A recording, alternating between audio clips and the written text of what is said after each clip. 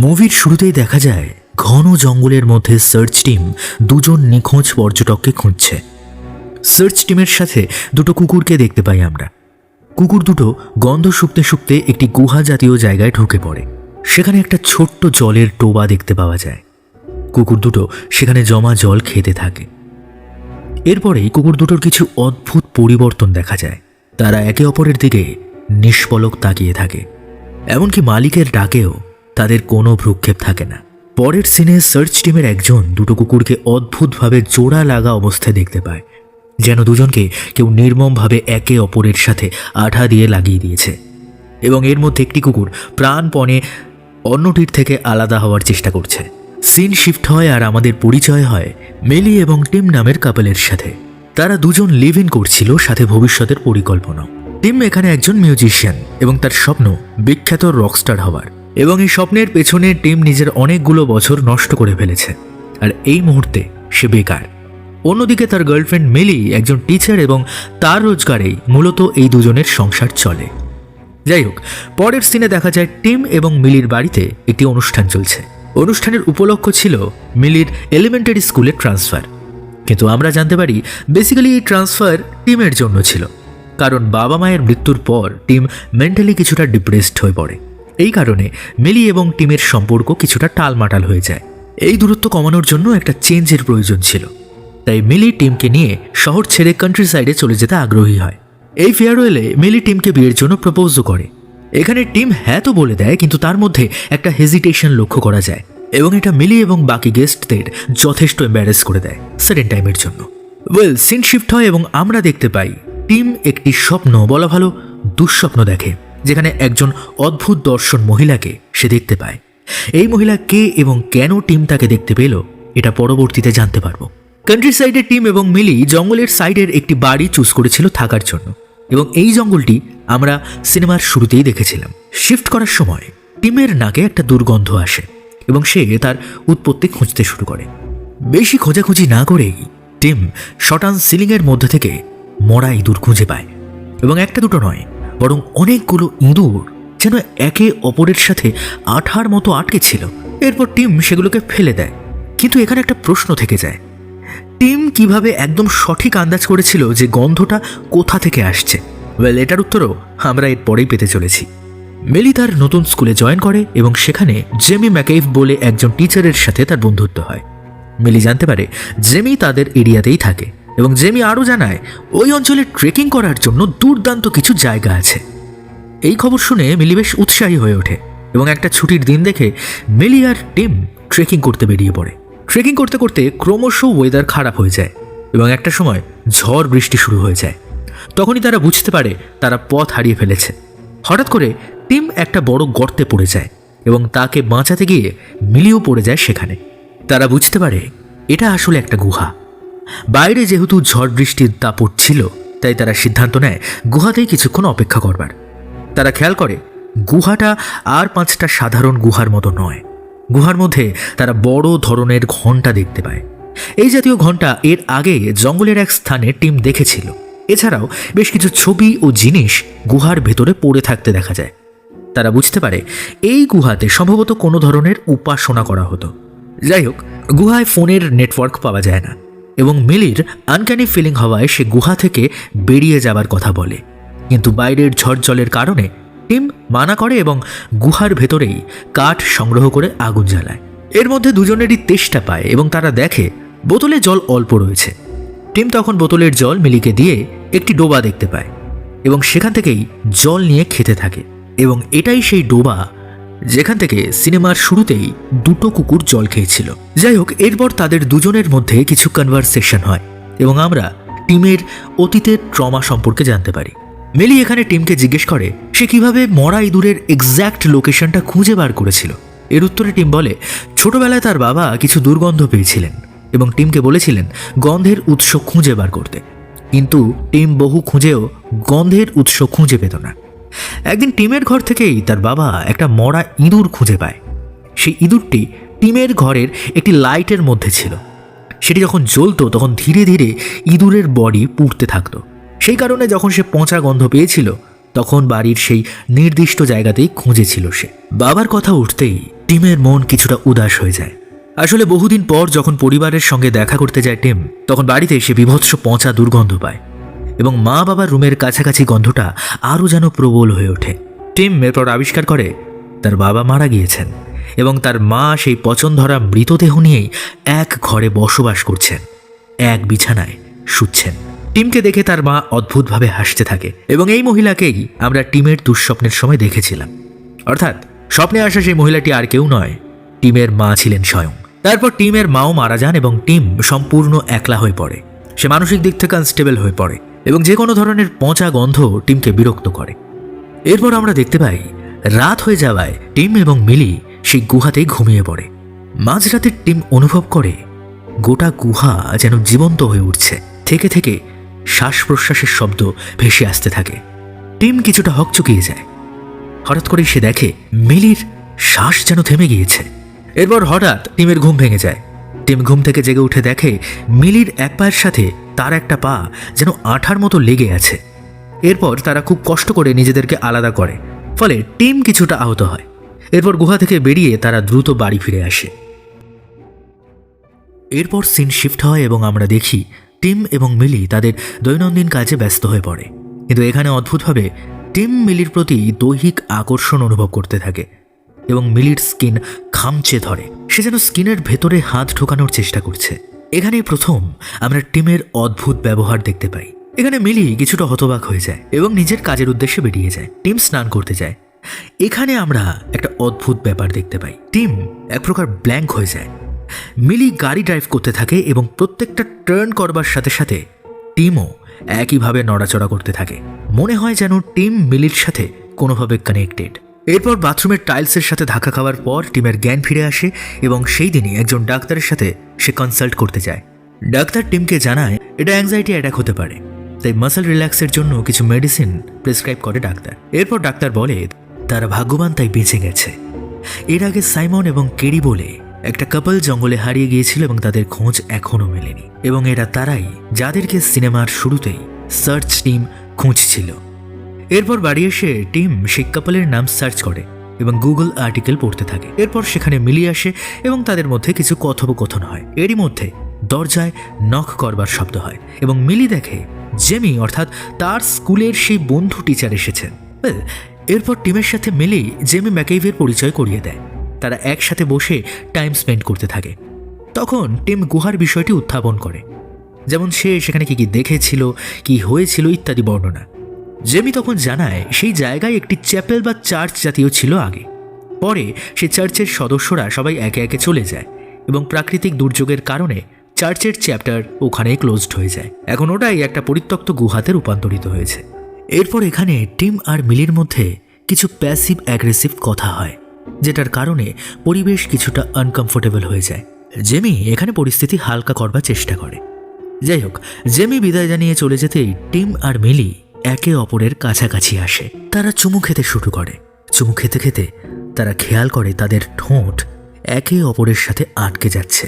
ঠিক সেই মুহূর্তেই মিলি ছাড়িয়ে নেওয়ার চেষ্টা করে। এখানে টিম ঘাবড়ে যায় এবং বলে এখানে কিছু তো একটা ঘটছেই। যখন থেকে সে এই বাড়িতে এসেছে তখন থেকেই এখানে মিলি এবং টিমের মধ্যে কিছু উত্তপ্ত বাক্য বিনিময় হয়। সিন শিফট হয় এবং রাতে দেখা যায় মিলির কোনো এক অদ্ভুত অনুভূতি হওয়ায় ঘুম ভেঙে যায়। সে অনুভব করে তার চুলের মধ্যে কোনো প্রকার চাপ পড়ছে। সে টিমকে ডাকে এবং কোনো সাড়া পাওয়া যায় না। মিলি আলো জ্বালায় এবং দেখে টিমের মুখ হা করা এবং টিম মিলির চুল রীতিমতো গিলে গিলে খাচ্ছে। এটা দেখে মিলি ভয় চিৎকার করে ওঠে। এই ঘটনায় দুজনেই শকড হয়ে যায়। এরপর সিন সকালে শিফট হয় ও টিম জানায় সে জানেই না কিভাবে এই ঘটনা ঘটল। যাই হোক, টিম এইসব নিয়ে বেশি কথা বলতে উৎসাহী ছিল না এবং মিলি টিমকে স্টেশনে ড্রপ করবার জন্য গাড়ি নিয়ে বেরিয়ে পড়ে, কারণ টিমের সেদিন একটি মিউজিক প্রোগ্রাম ছিল শহরে।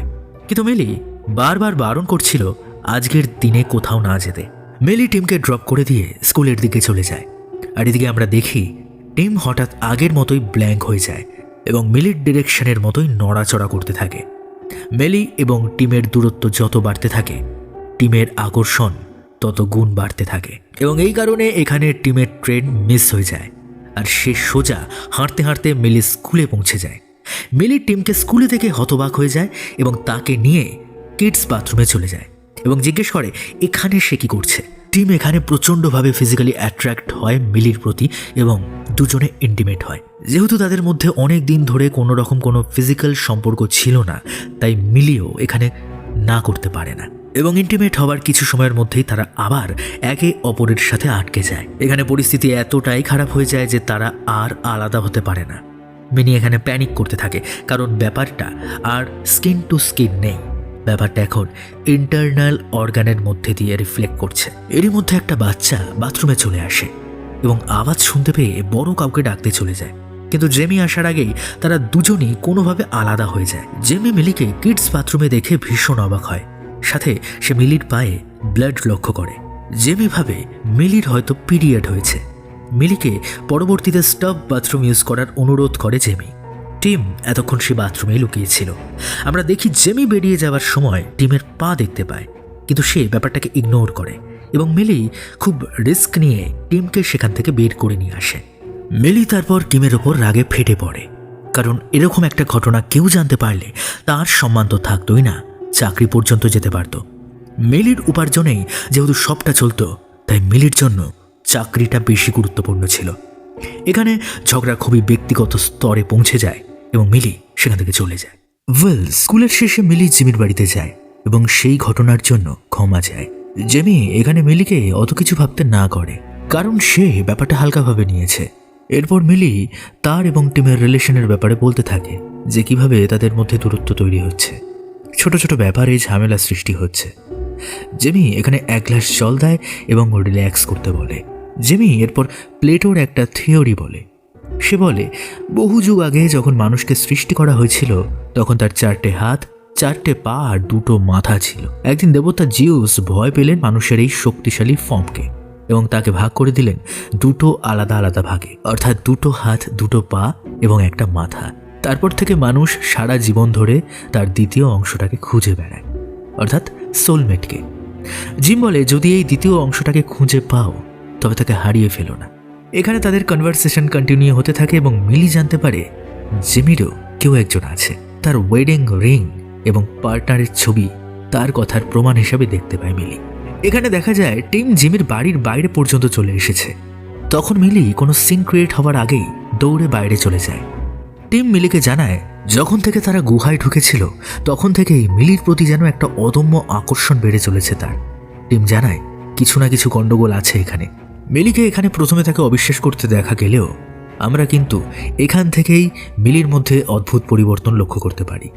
সিন শিফট হয় এবং রাতের দৃশ্যে টিমকে সে কেরি এবং সাইমনের নিখোঁজ আর্টিকেলটি পড়তে দেখা যায় এবং তখন টিম লক্ষ্য করে সাইমন এবং কেরি যেখানে নিখোঁজ হয়েছিল সেখান থেকে গুহার দূরত্ব খুব একটা বেশি নয়। এরই মধ্যে টিম আরেকটা অদ্ভুত জিনিস খেয়াল করে। কাপলের একটি ছবিতে হুবহু সেই গুহার মতোই একটা ঘন্টা। ছবিটা জুম করে দেখতে দেখতেই হঠাৎ নেট চলে যায় এবং একটা শব্দে টিম ঘাবড়ে যায়। আচমকা টিম দেখে বন্ধ দরজার ওপাশে কেউ একজন হাওয়ায় ভাসছে যেন, এবং সে বুঝতে পারে সেটা মিলি। ঘুমন্ত মিলি একইভাবে তার প্রতি যেন আকৃষ্ট হচ্ছিল। টিম যে ডিরেকশনে নিজেকে নিয়ে যাচ্ছিল মিলি লেভিটেট করে সেই ডিরেকশনেই যাচ্ছিল। মনে হচ্ছিল তারা দুজনে আসলে দুটো চুম্বক।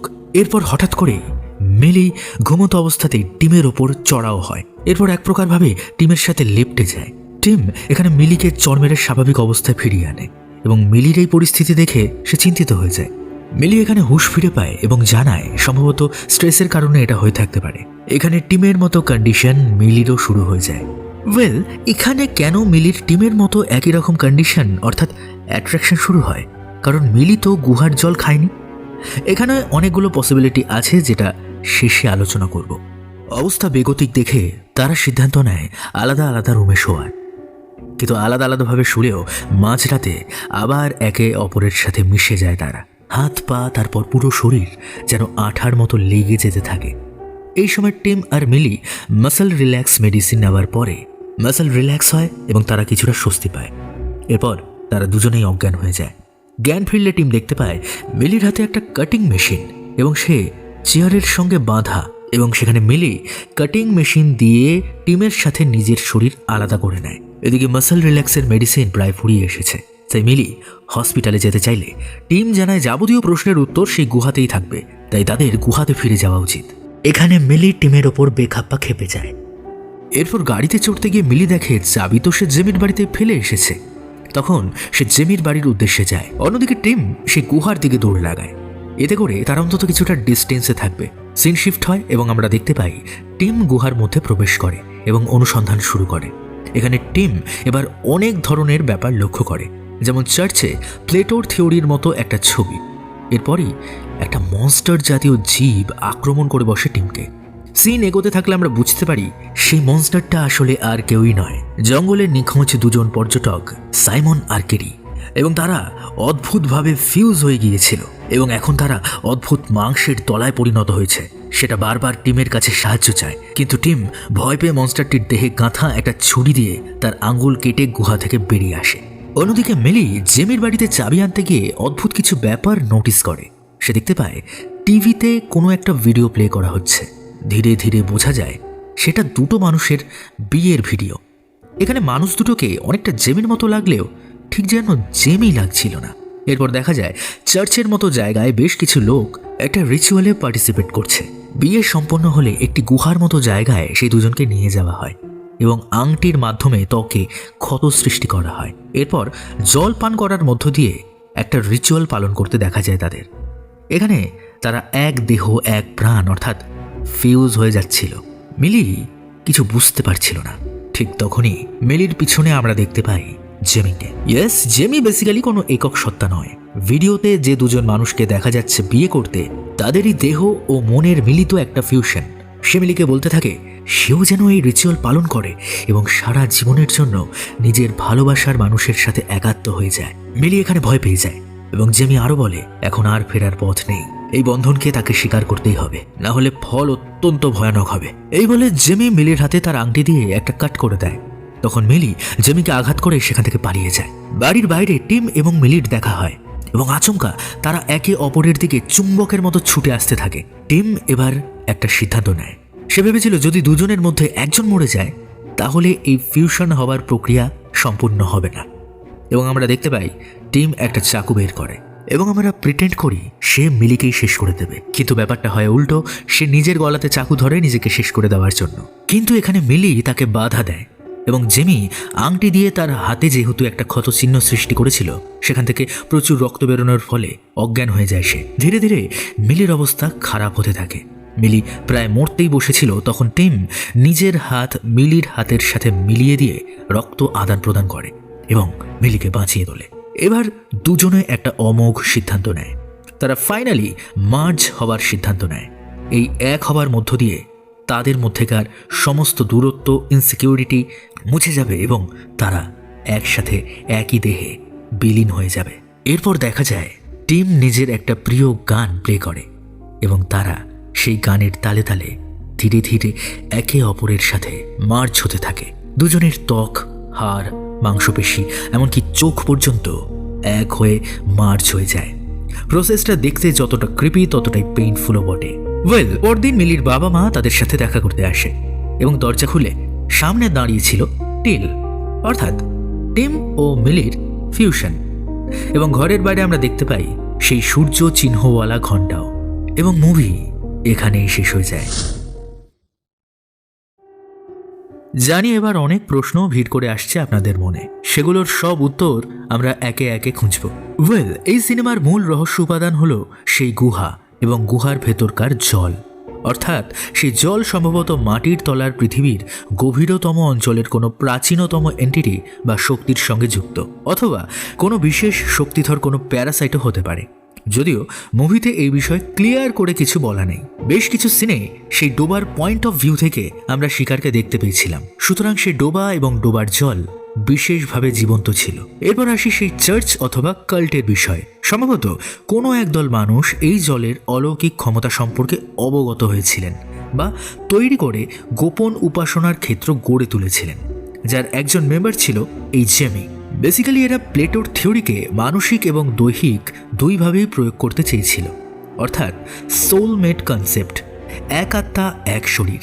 এবং সেই কারণেই এই গোপন কাল্ট গঠন করে গোপনীয়ভাবে তারা রিচুয়াল পালন করত। এখানে এই জল পান করার মধ্য দিয়ে ফিউশনের রিচুয়াল সম্পন্ন হতো।